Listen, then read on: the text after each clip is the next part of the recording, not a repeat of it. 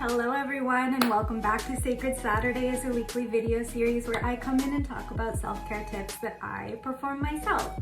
As you can see, I'm gussied up. This is my cute loungewear styled up, dolled up situation, because today we are talking about authenticity, and I thought that while I'm recording, why don't I just express my authentic self, which is a little bit wild, a little bit retro, and always in your face.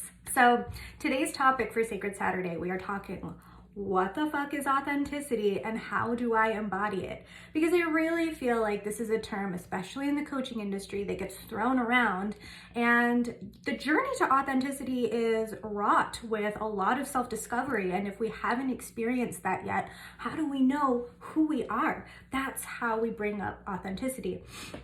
So, especially within the coaching industry, and really actually any industry, if you don't know yourself, you run the risk of becoming a copycat. You see what works, and so you decide to embody it. Or if you are sitting there and mindlessly consuming things from people who you admire, whether it is conscious or not, you can start to mimic them because you think that that's either how it's done or you do it subconsciously. And we want to steer away from that. Why?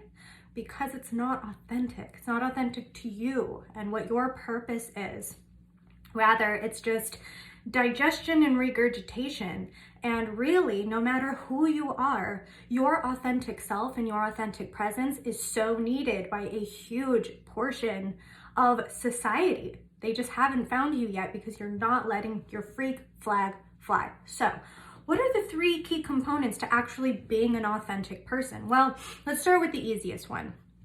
And this is expression.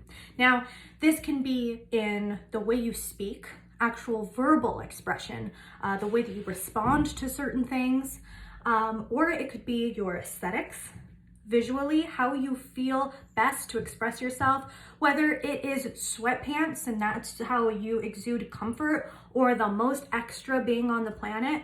Your self-expression really lies within your ability to feel good, right? So that's how we're really going to distinguish between what's authentic is, does it light you up? Does it give you energy? Does it make you feel pumped?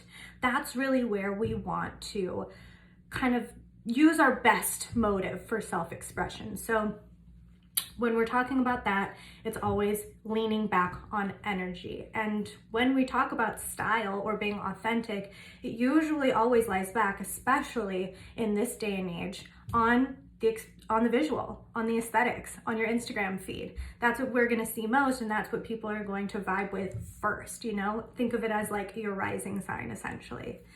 So the next component that we're going to talk about in terms of authenticity, and this one I work with my clients with a lot because they always think that they're generic, but I can tell you 10 times out of 10, they never are. Why? Because your story is always unique to you. And even if it's extremely unique to you, there are always pockets that other people can vibe with. All we're doing in life is looking for ways that we can relate to other people. So while we're on our straight and narrow authentic path, there are other people that are on their straight and narrow authentic path looking for means of connection. And the way that you do that is with your story.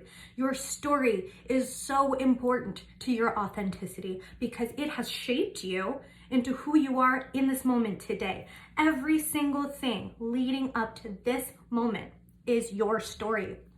And that is how you find your own authentic expression as well. Because one person that expresses themselves in the same style as you doesn't have your story.